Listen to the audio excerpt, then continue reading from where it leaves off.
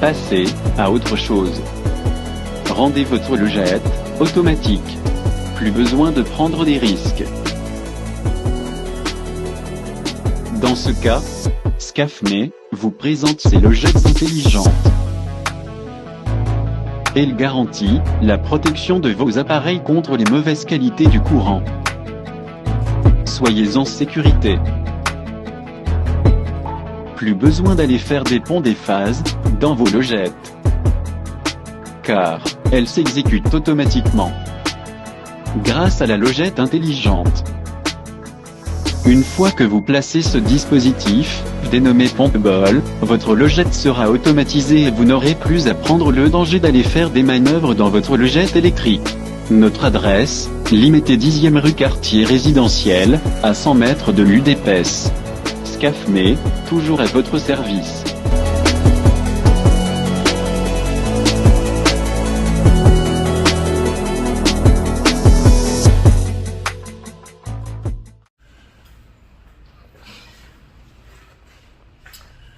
Joyeuse fête, il y a indépendance, il y a République démocratique du Congo. Joyeux anniversaire à son excellence Nana Manouanina Kiumba. On va célébrer lobby le 30 juin déjà anniversaire naïe. Et coïncider na son excellence Félix Antoine Tshisekedi Tshilombo. Il a fêté le 13. Maman et son excellence Nana Manouanina Kiumba va fêter lobby le 30. Donc Manouanina va mis le 30 juin, maman a eu également le 30 juin, et voilà, ça s'est fait, la fête est totale. Fleuve Congo Hôtel, Fatih Béton déclaré champion de la vaccination. Communauté internationale, donc États-Unis d'Amérique, la Grande-Bretagne, et j'en passe. Batali mokonzi ya mboka na Afrique mindele na bandeko na biso ba africain, seul président africain, seul pays où est cotisé pour un vaccin contre la poliomyélite, pour éradiquer la poliomyélite, ils allaient RDC na Félix Antoine Tshisekedi Tshilombo, son excellence. Tobet la yema boko tokumisai. Nul n'est prophète chez soi. Na kamwe ba mindele ba kumisa président na biso. Oyo batwazoye ba mangana ko salati. Na vaccination, on dit vacciner c'est aimer. Donc, ce que Moutou a pessi mon solonaye pour vacciner, bana oya botite, bana oya yebite. Mais le kolazali, mokonzi mboka, eza koya na kati ya ba devoir naye en tant que chef de l'État. Il y a pour protéger ba Congolais. Mais est-ce que vous voyez tout ma kambo? Donc, nous avons un chef de l'État, champion en Afrique, en matière de vaccination, pour nous protéger, bana oyo yo, on a l'émission, nangai toboti, lobby, bazala, bakikatate, bazala malam, bazala ba apte, ba servir l'État. Est-ce que vous voyez ma campagne?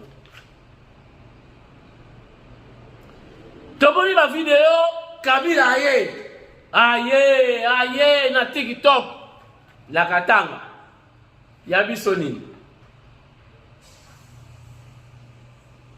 Le chef de l'État va s'adresser demain à la nation, parce que les Mokolo y a indépendance, en principe,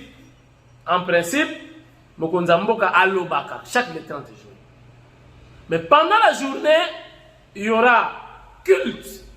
Culte, il y a action de grâce, dans le stade des martyrs.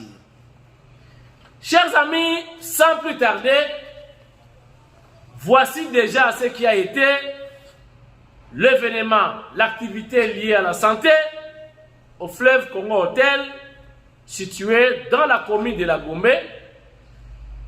Kamwa Sichilombo était là, juste pour la couverture médiatique. Tout ça, il faut la Sabino, mais dans notre intégralité, il y a discours, il y a chef de l'État. Maintenant, on a dit alors au Moko, dans l'événement,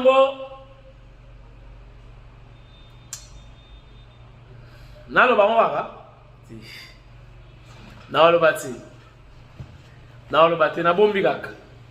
Voilà, sinon la minute yo embrouillement est compte déjà. Bombi kaka na mdalo bien ngo kamwasi. Ah, ko cité.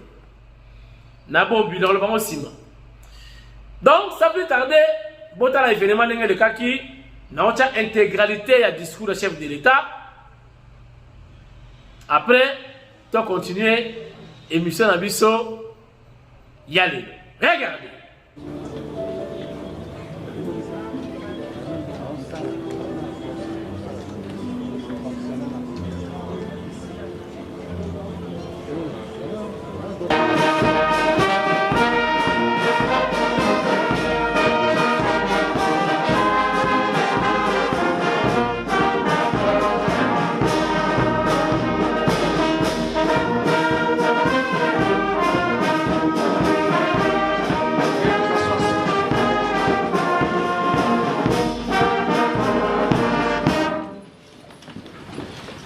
Partenaires techniques et financiers, Monsieur le coordonnateur du Conseil national de la couverture santé universelle, honorable président des assemblées provinciales, mesdames, par le vice-premier ministre de l'Intérieur, mesdames et messieurs les membres du gouvernement,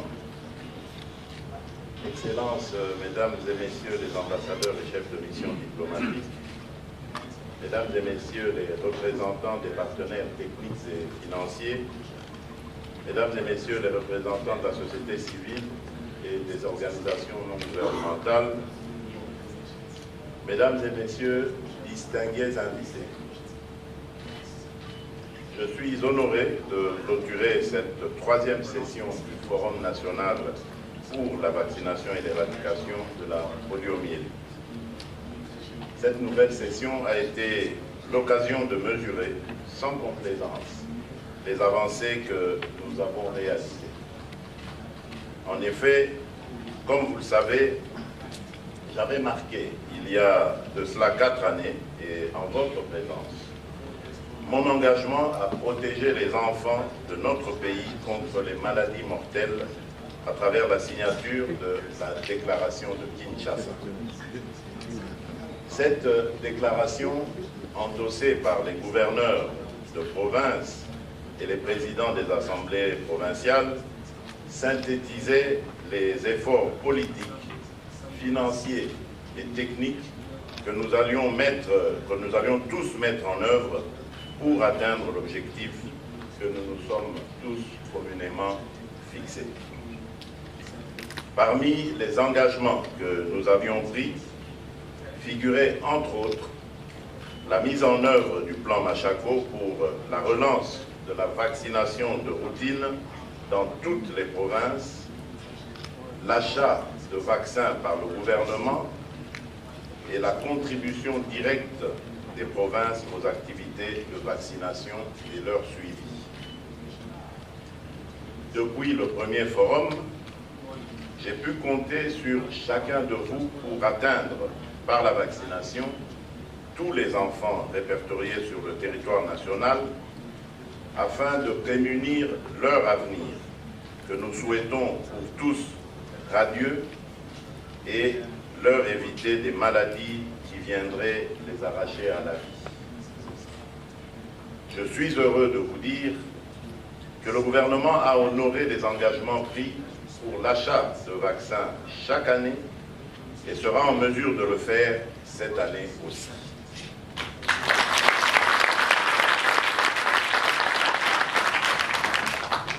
Plusieurs provinces ont aussi commencé à soutenir financièrement la vaccination. Le programme concentre désormais ses efforts en faveur des enfants les plus vulnérables, les enfants dits zéro dose, qui ne sont à ce jour pas du tout immunisés. Mesdames et messieurs, distingués invités, la déclaration de Kinshasa est au centre de nos engagements pour protéger ceux qui sont les plus fragiles parmi nous, à savoir les mères et les enfants. Le renforcement de leur immunité grâce au vaccin demeure pour nous un investissement sur le capital humain que nous léguerons avec fierté aux générations futures de la République démocratique du Congo. Aussi, nous nous sommes fixés rendez-vous en ces lieux pour un renouvellement de nos engagements. Je tiens à féliciter de manière particulière tous les acteurs de santé au pays qui ont contribué par leurs décisions, leurs actes, leur implication et leur suivi soutenu aux performances de la vaccination. J'en appelle par la même occasion à toutes celles et ceux qui n'ont pas tenu à temps et avec efficacité leurs engagements, de redoubler leurs efforts envers cette priorité nationale. C'est l'unique voie que nous devons emprunter pour bâtir un Congo plus grand et prospère. Les objectifs que nous visons sont d'autant plus importants au vu des épidémies de rougeole et de polio qui se veulent toujours plus résilientes, en témoigne leur recrudescence ces dernières années dans notre pays. En effet, les résultats des enquêtes de couverture vaccinale ainsi que celles relatives à l'évolution des dites épidémies nous montrent, chiffres à l'appui, que nous ne sommes pas encore parvenus à protéger tous les enfants du pays et que nous sommes encore loin des objectifs collectivement fixés. Il nous revient donc de faire de notre mieux pour parvenir à interrompre les cycles de propagation des épidémies de polio et de rougeole que nous avons, comme nous l'avons fait plutôt dans le passé, à travers la vaccination de masse, qui demeure le moyen de le faire et de sauver des vies. C'est aussi la plateforme sur laquelle nous construisons le renforcement des soins de santé primaires pour la mise en place effective de la couverture santé universelle. Mesdames et messieurs, distingués invités, pour consolider les différents succès glanés, nous nous engageons à poursuivre le travail jusqu'ici abattu en faveur de la protection de notre population et nous envisageons d'être champions de la vaccination en atteignant 75% des enfants avec tous les vaccins du calendrier vaccinal de notre pays avant la fin 2027.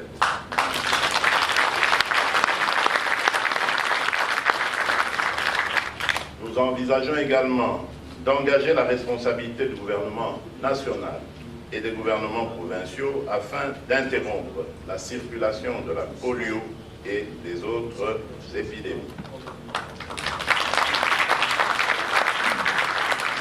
Nous envisageons aussi d'augmenter la contribution du gouvernement national et des gouvernements provinciaux aux coûts opérationnels pour la vaccination.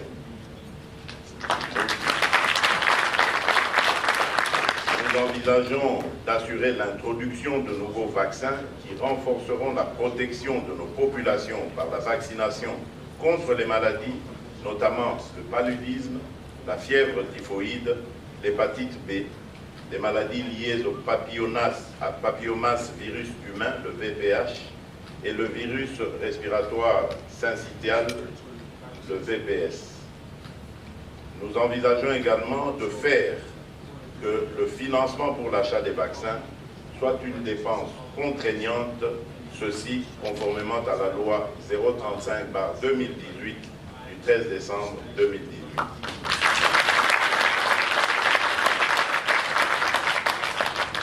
Et enfin, nous envisageons également de veiller à ce que la vaccination demeure une priorité pour le gouvernement au niveau national. Mesdames et messieurs, distingués invités, lors du premier forum, j'avais réaffirmé notre engagement en faveur de la déclaration d'Addis Abeba sur la vaccination ADI en cycle. Pour la République démocratique du Congo, mon engagement personnel sera le phare qui nous guidera vers l'atteinte des objectifs de développement durable à l'horizon 2030. Je demande aussi aux gouverneurs de s'engager personnellement pour atteindre ces objectifs importants. Sans leur suivi régulier et leur intervention auprès de leurs équipes respectives, nous ne pourrions pas atteindre la protection de tous nos enfants et assurer l'essor économique du pays. Nous aurons également besoin de soutien de nos partenaires internationaux et nationaux afin qu'ils continuent de nous apporter leur soutien technique et de financer leur soutien technique et financier plutôt pour atteindre cet objectif. Je salue les partenaires techniques et financiers pour leur collaboration ainsi que tous les personnels de santé de notre pays pour leur soutien et les remercie vivement pour leur contribution et leur appui à l'amélioration de notre système de santé.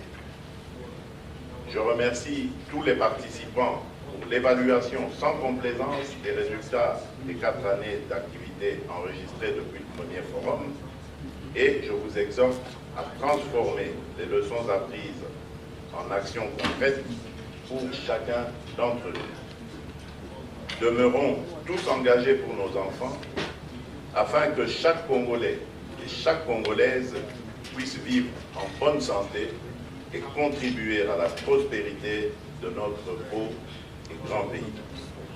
Ainsi, je déclare clos le 3e forum sur la vaccination et l'éradication de la poliomyélite.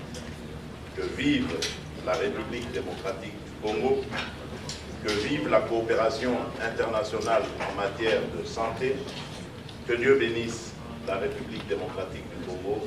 Je vous remercie.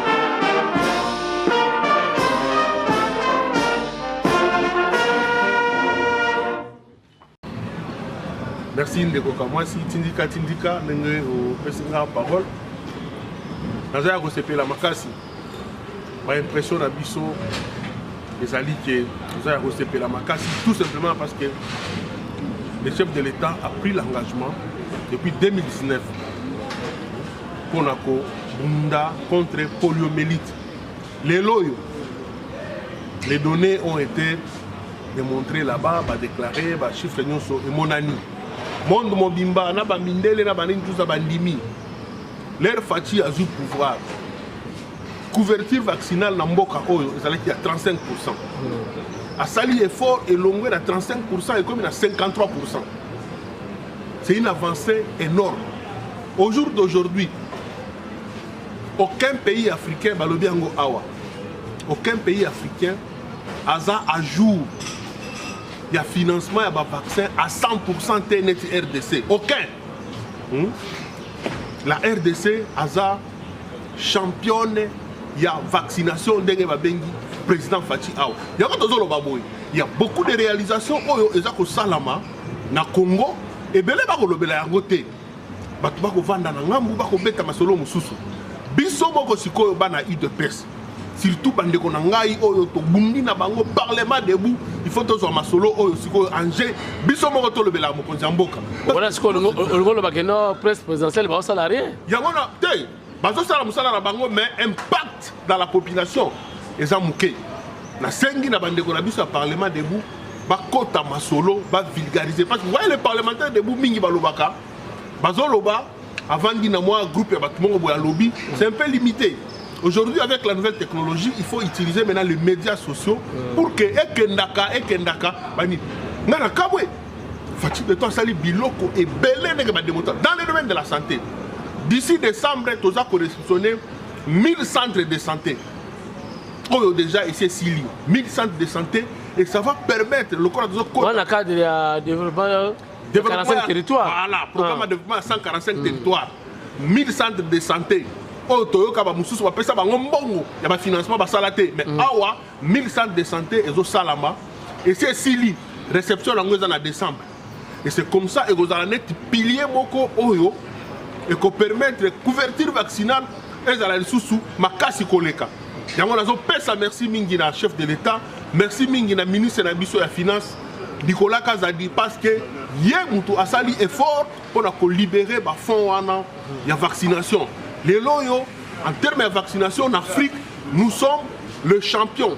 La RDC est américain, anglais. Président. Voilà.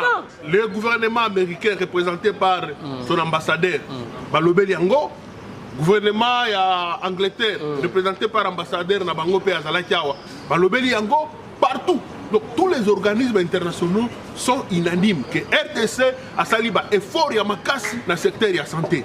Alors, il faut qu'on dise, Fatih Topé, ça a chance à Zalawana pour que. Donc, quelque part, tout le est logique, il y a nul n'est prophète chez soi, exactement, tout le monde appliqué à mon awa. Bon, c'est vraiment la haine et la mauvaise foi qu'ils ont caractérisé Batou. Il faut que tu aies le biloko. Est-ce que Ambongo na show les balanib na maramona éviter basango bakalaki a bobik mais basango te dispersé baza un peu ailleurs bazotala objectif ya bambongo na bango ba justifier biloko bazwa ki à gauche à droite c'est ça le problème mais il faut voir les réalités dans le secteur de la santé na ebisio to uti na 35% to comme na 53% c'est un effort énorme hein? Alors, le target est que nous devons atteindre 75% de la couverture vaccinale dans le Congo Mobimba. Et le président l'a dit, d'ici 2027, il faut que la couverture vaccinale il y a 75%, comme l'exige. Donc là, il est sûr que vous avez deuxième mandat, parce qu'il est à l'objet donc. En face de lui, vous constatez. Je vous dis bien, en face, il y a Fatih. Fatih, il a qui comme concurrent ici dans Ninawa? L'élection en 2023, à 5 mois, 6 mois, Fatih a concurrenté. Qui va parler au nom du peuple, un argument convaincant pour la Kourouba? Il faut parler de quoi? Yo Kagalisou qui est M23 Kangi territoire. La guerre a rentré. Donc la peur a changé de camp. La peur maintenant est comme une camp. Oui, parce qu'il semble que tous les généraux limogés là-bas dans Rwanda vont intégrer M23. Oh, papa, parce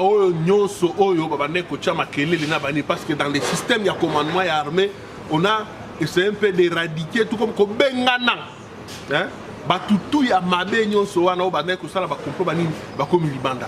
Facha tikali yemoko. Na bana mboka oyo baza épris de paix et pris de valeur pour défendre le Congo. Yango zo mona makambo tambola na ndenge ya kimia. Tout ce que la santé alors l'année prochaine ou bien ba année zoya on doit garantir nini parce que yo moko assister na forum. Omoni oyo na sepeli nango makasi. Omoni na ndenge balobi awa.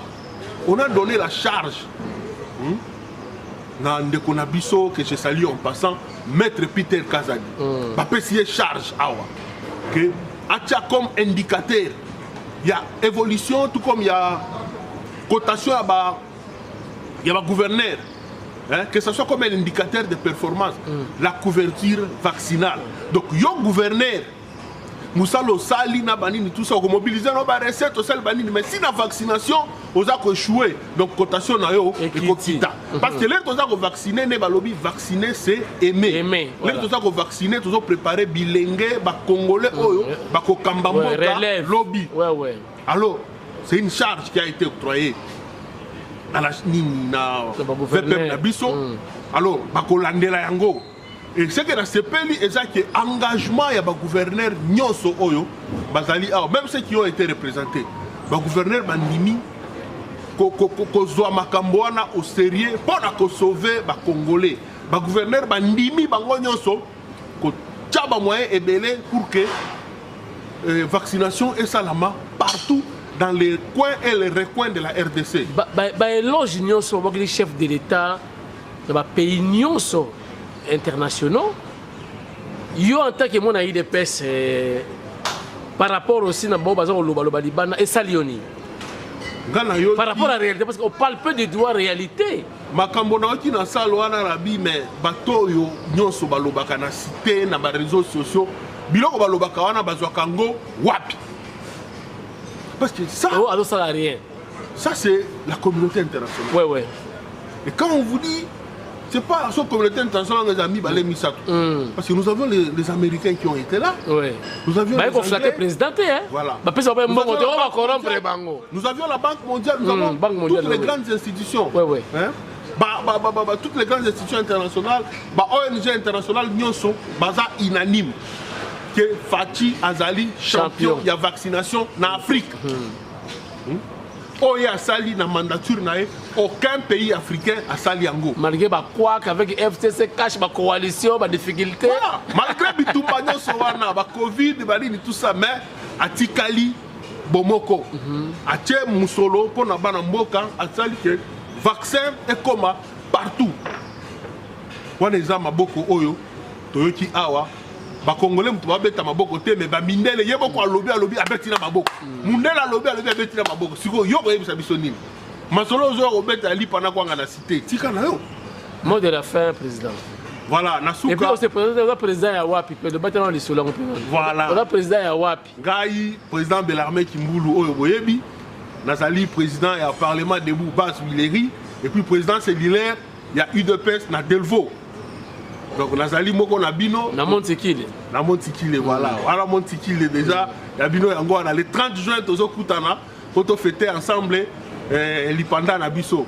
Alors wapi, bokutana wapi? To kutana na siège na biso ya UDPS na Delvaux, na cellule na biso. To kutani wana ba mama, ba papa biso nyonso bilenge tozala ensemble.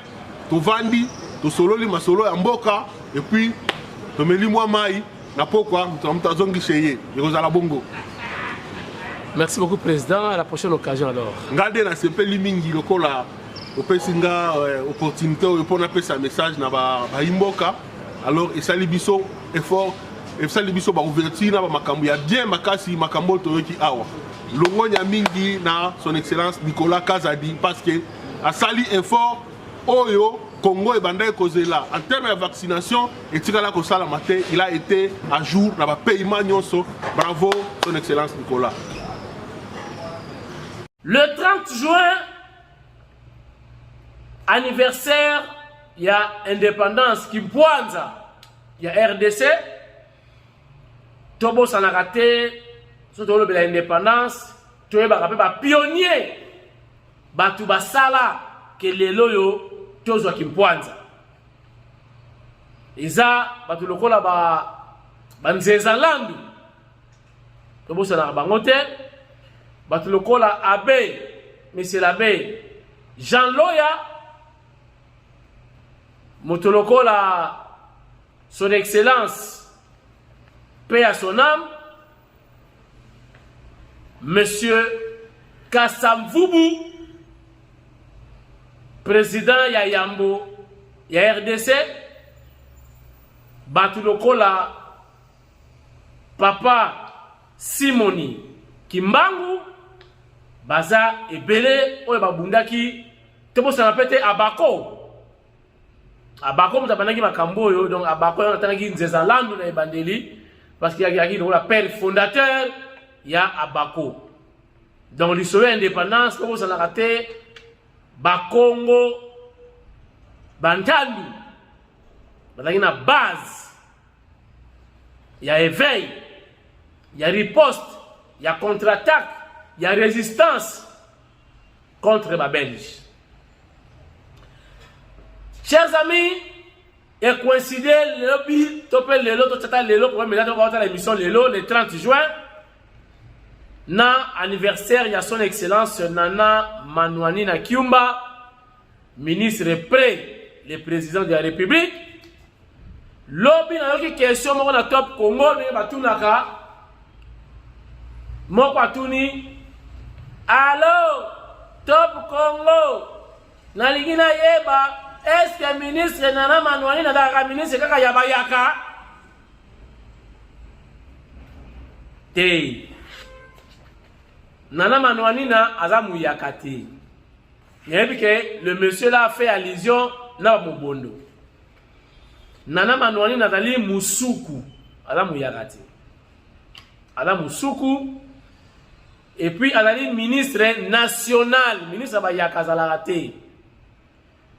Akena déjà na Loja tina Lumumba ville et pas batete là soki azalaki ministre ya bayaka akena kuna kosala nini azali ministre national pona makambo etali renforcement ya cohésion na unité nationale.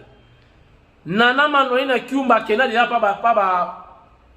ba kasayen tozalaki na Miabi na Chilenge na Kabayaka Mwanga na Mbujimai kuna bayaka bazali je ne sais pas azali ministre national. Donc anniversaire na le 30 juin, anniversaire pa ya maman na ye abotama le 30 juin. Botala na cabinet na ye esika salaka quelques membres ya cabinet basali surprise bayembeli pe chef de l'état pour Bangomi Balé, Bazabana, il y a mois de juin.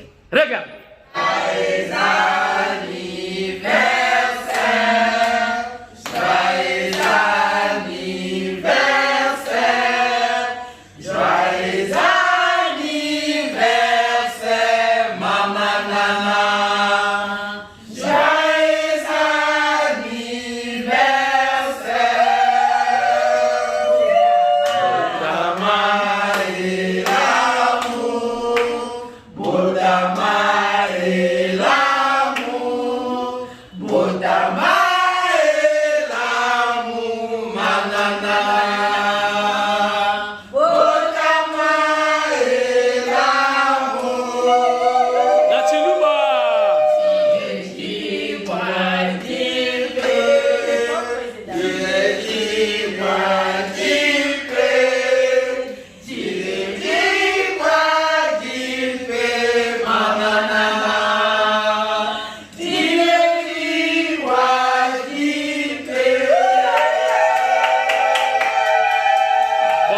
Fachi beto pe, hein? Ah, anglais, toleka. Happy birthday to you. Happy birthday to you, Mama Nana. Happy birthday to you. Joyeux anniversaire. Joyeux anniversaire. Joyeux anniversaire, Béton. Joyeux anniversaire. La Chiluba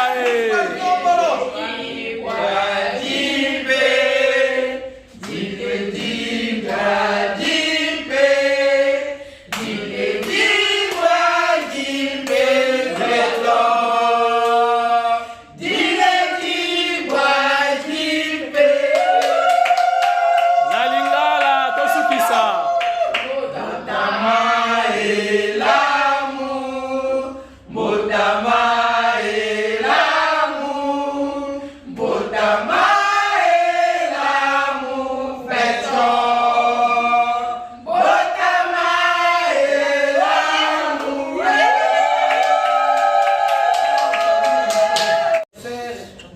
Excellence Nana Manuanina Kiumba, nous te souhaitons tout le bonheur de ce monde. Va de loin et nous voulons que tu puisses garder davantage ton bon cœur, le cœur d'une maman, Amen. le cœur qui pardonne, le cœur qui oublie le mal facilement. Amen. Du bonheur. Du bonheur. Amen. Ce même cœur que nous trouvons aussi chez Béton Moukwa Ntombolo, qui s'habite entre vous deux. Amen. Et de cela, nous allons nous attendre à un Congo prospère, uni et qui ira très loin. Amen. Amen. Lobby, topé lelo le 30 juin ou lobby le 30 juin, oyo aza na temps, tongo avec ta tour na stade de martyr, na cadre ya kosambela, po na kopesa davantage mboka na maboko ya Nzambe. Bitumba na front ezali, mais prière pe totika te.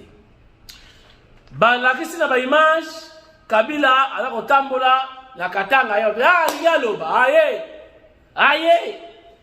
Na uti kotala na TikTok avant ça l'émission, bus ya Transco est tombé en panne. Batala kotindi kango, yo comme ça la commentaire. Kabila tala mboka otiki, balo tindika bis. Na bina commenter, pour ça na commenter comment na ko bima kuna.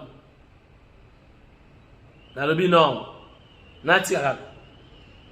Mouto la provocation. Aye bine Kabila tiki bisote. Biso ba oyo, soto ki maki tukene ba Angola, pona ni. Pona Kabila. Donc tuana aye bina ye eloko mokoti. Et vos apaisements, boba rien.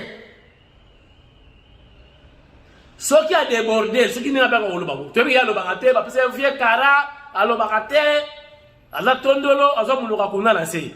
Ce qui a eu bon, aloba, mais ce qui a bêti libanda, oye comme la ye, bon lo bate que oh.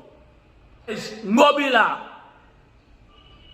Na ebisa ki ye, atira ko reporter ba meeting. Bata opposition bata komi mon en danger. Voilà. Basala ki meeting sur la Sainte-Thérèse. Bomoni. Il y avait quoi de spécial? Est-ce que ma pate quoi? Rien de spécial. Na ba piaka elo ba longue sa mité bango 4 mobimba. Tu sais que là autour sa Sainte-Thérèse voilà yemo. Donc il n'y a pas match, il n'y a pas photo. Bobanga na bino elo ko côté. Félicitations na champion. Fachi Béton, nul n'est prophète chez soi, mais ngana yebisi bino, tu na président moko ya mutema malamu. Asalisi mwana na yo moko boti. Azwa vaccin, afuta yelo côté, polobi, azala handicapé te, et comme charge de ba parents. Mais biso tous la malamu, pour ba la apte, pour nous préparer relève, pour ba Fachi ba koleka. Biso ba koleka. Mais bana ba royal lobby pas la apte capable de tout pour la gérer mboka pour la continuité ya mboka ya Nzambe République démocratique du Congo. En tout cas les gens vont souffrir et monsieur Sili bota la lobby na stade de martyr surtout ça la direct ce qui ndenge nini beaucoup mona kaka na émission ya PK News na Papi Kamwasi télévision 4x4 tout terrain. Ba abonné mouké, ba vu et belé. Tikita, et monsieur Sil.